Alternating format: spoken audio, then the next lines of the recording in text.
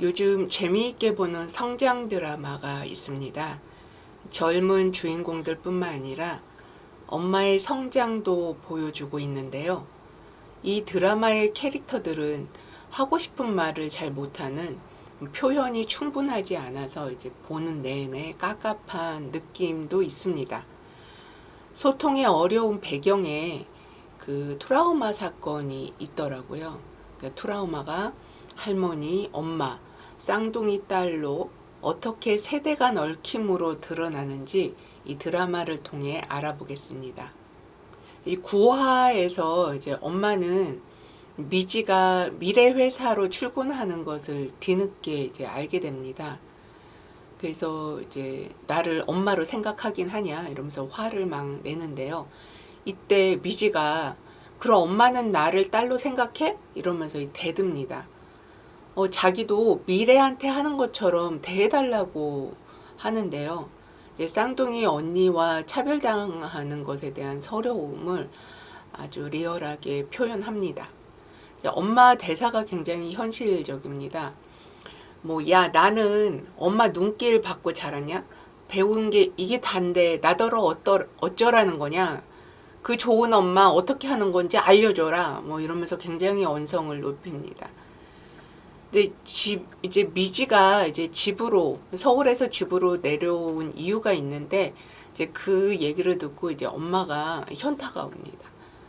미지가 뭐라고 하냐면, 할머니를 엄마 혼자서 돌봐야 하기 때문에 내가 내려와야 된다.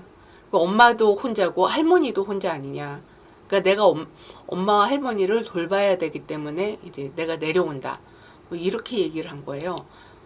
이때 이제 엄마 오키가 이제 자기 딸의 발목을 잡는, 그래서 앞으로 나아가지 못하게 한다는 그 사실을 이제 알게 된 거죠. 그래서 굉장히 가슴 아파하면서 울고불고 하면서 왜 자꾸 나처럼 살려고 그러냐 라면서 이제 통곡을 합니다. 왜 딸은 엄마처럼 살려고 할까요? 이 대물림은 일부러 그러는 것이 아닙니다. 이제 무의식적으로 나도 모르게 그렇게 되는 건데요. 이 부모에 대한 충성심으로 나도 모르게 그렇게 합니다. 딸이 엄마처럼 사는 것은 엄마처럼 삶으로써 내가 엄마의 착한 딸이라는 것을 증명하는 무의식 차원의 얽힘인데요. 여기서 미지는 미래와 지속적으로 비교를 당하면서 엄마는 미지에게 자신을 투사합니다. 이 아픔의 배경에는 이제 생존 환경의 어려움도 한몫합니다. 우리가 부모 자녀 관계에서 여러 갈등이 있을 때 자녀는 부모에게 이제 서운한 게 많죠. 그래서 부모가 다르게 살기 어렵다는 것을 받아들이는 게 굉장히 어렵습니다. 이제 10화에 엄마 오키와 외할머니 관계가 왜 그렇게 힘들었는지 나오는데요. 오키의 엄마는 남편에게 소박맞고 쫓겨났다고 합니다. 이때 어린 딸 오키와 함께 쫓겨났나 봐요. 어린 딸에게 빨리 안 걷는다고 혼을 냈다고 합니다. 오키는 그때 많이 슬펐을 거예요. 그런데 슬퍼할 기회조차 없었던 거죠. 이 트라우마로 이제 엄마 이미지가 이렇게 각인이 된 거예요. 병원에서 아기처럼 이제 연분홍에게 사과즙을 이렇게 받아먹는 모습을 보고는 굉장히 혼란스러워 합니다. 그 자신이 뭘 미워했는지 모르겠다며 울먹이는데요. 애착 트라우마가 대부분 부모 관계에서 오잖아요. 오키처럼 트라우마 사건이 이제 하나의 이미지로 각인되면서 그 기억에 사로잡히죠. 그래서 엄마를 온전히 보기 어렵습니다. 그러면 관계도 힘들어지죠. 오키의 눈에 엄마는 아주 매정하고 독한 이미지였던 거예요. 그러다 이제 아기 같은 모습을 보니까 굉장히 혼란스럽죠. 이제 작업을 해보면 대부분 오키 같은 트라우마 사건에 사로잡혀서 이제 부모가 어떤 상황에 있는지를 잘 보지 못합니다. 어린 딸과 함께 소박을 맞은 젊은 여자를 한번 상상해 보세요. 그 옛날 여자들에게는 사회생활을 허용하지 않던 그런 사회에서 딸을 데리고 생존한다는 것은 참으로 막막하죠. 사실 지금도 쉽지 않습니다. 또 남편을 갑자기 잃고 어린 쌍둥이를 키우는 그 오키, 거기다가 친정 엄마까지 돌봐야 하잖아요. 그 오키도 한번 상상을 해보세요. 쌍둥이 엄마.